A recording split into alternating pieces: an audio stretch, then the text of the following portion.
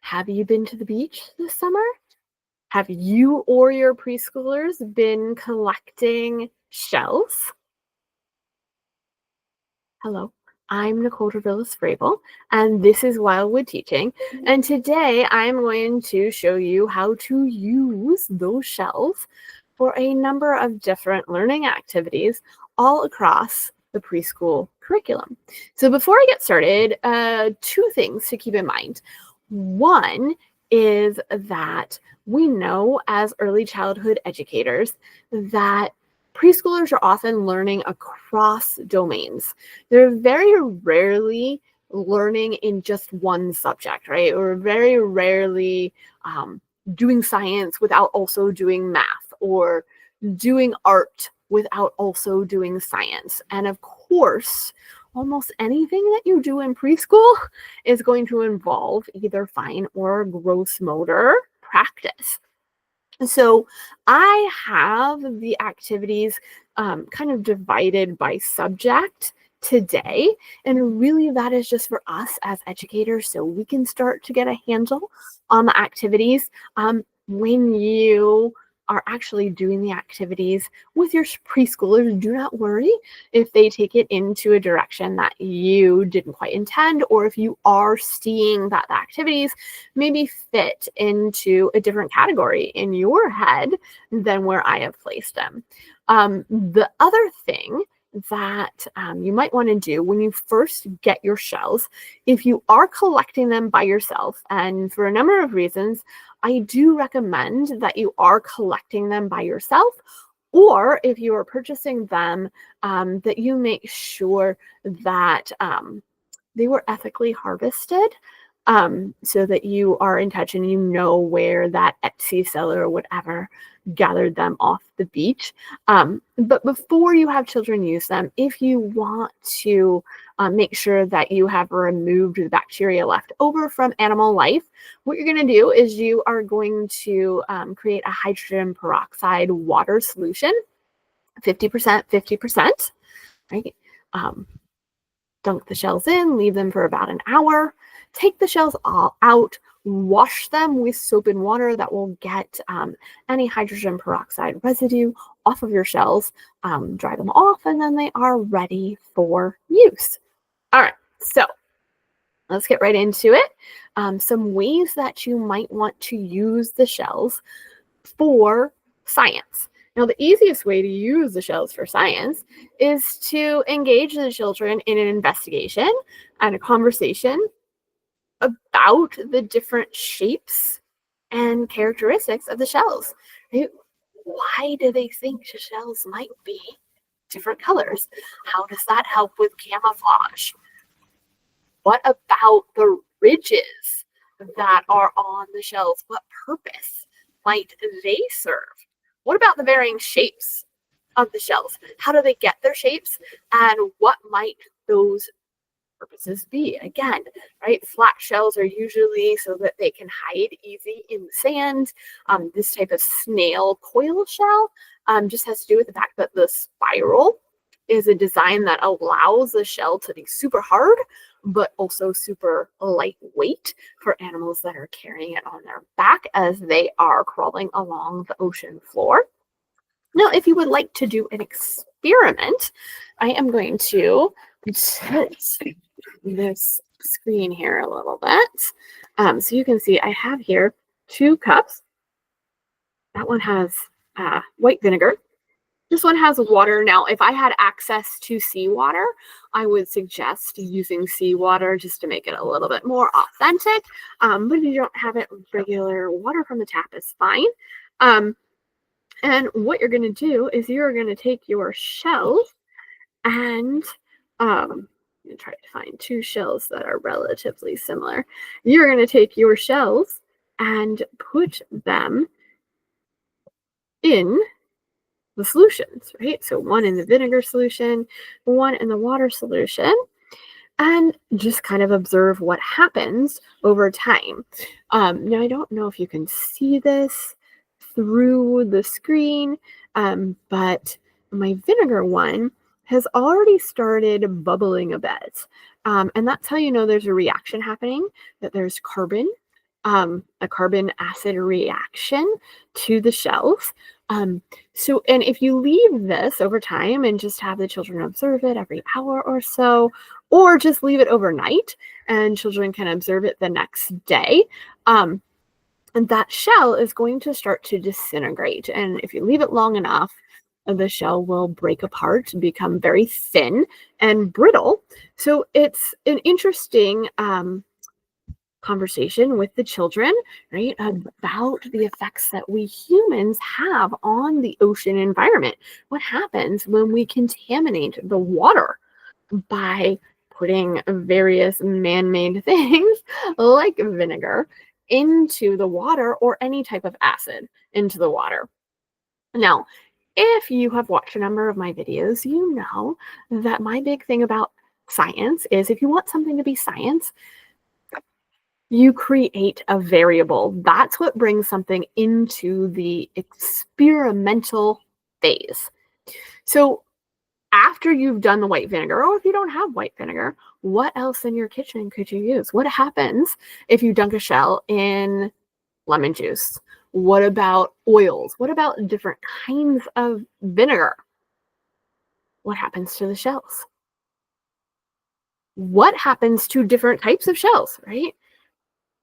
Do different types of shells disintegrate quicker, or do they take longer to disintegrate? Do they not disintegrate at all? Right? Now we know that in the ocean, right, that sunlight has an effect on growth, right? So we know like algae blooms affected by access to sunlight. So what happens if you do this same experiment and you have one jar of vinegar in the closet and one on a very sunny windowsill? Those are all variables. I do not know what will happen because I have not done those particular experiments. That's why it's an experiment, right? So figure out what your preschoolers are interested in investigating and follow those lines of thought. Make it an actual experiment. Right? So now, if you want to do a sensory experience with shells, super easy, right? To do a sensory experience with shells, I have here kinetic sand, right? Because it's fancy because it's blue. Um, and you're just going to nestle a bunch of shells into the kinetic sand. Now, you don't have to use kinetic sand, right? You can use regular sand. You can use soil. You can use water. We've simply dumped a bunch of shells into a water table, and the kids have enjoyed exploring the shells in the water table. We've also combined shells with shaving cream, regular old shaving cream, which you can leave plain, or you can make it more ocean-like by dyeing it with food coloring or watercolors and making it blue.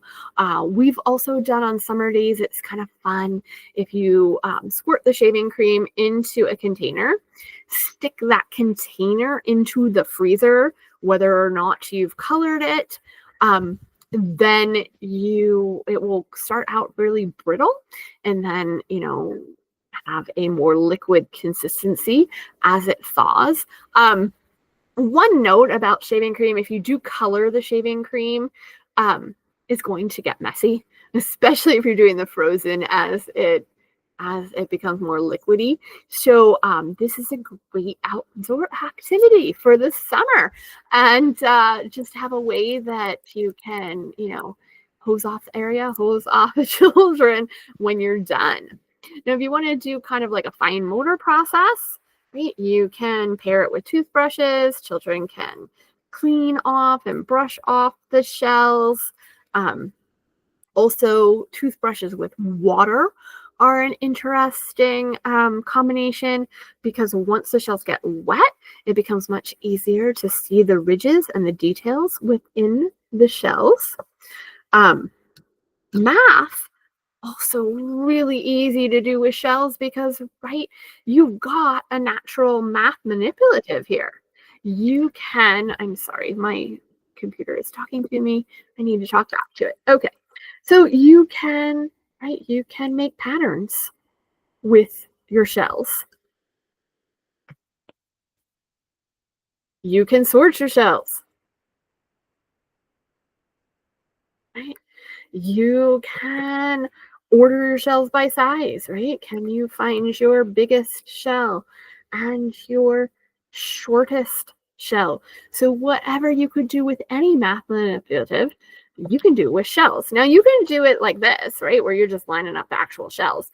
But the cool thing about it is that you could do math even with a very limited number of shells, because you can use clay or Play-Doh or this kinetic sand where you are creating patterns by pressing the shells into whatever you have used to press it into, the Play-Doh, the kinetic sand, regular sand, right? And there you go. You have your pattern. You could do the same thing with the sorting, with the uh,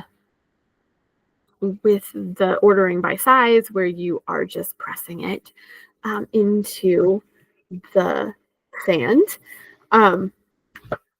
Now, I do suggest, if you want to do art, combining your shells with Play-Doh, right? And just letting the children go ahead and create. The shells also make a lovely canvas. Um, make sure I get the water one, right? So if you want to use watercolors on your shells, right, and go ahead and paint right on the shells. Again, the painting is going to highlight some of the ridges and the details in the shells for you. You don't have to use watercolors. Tempera paints work great.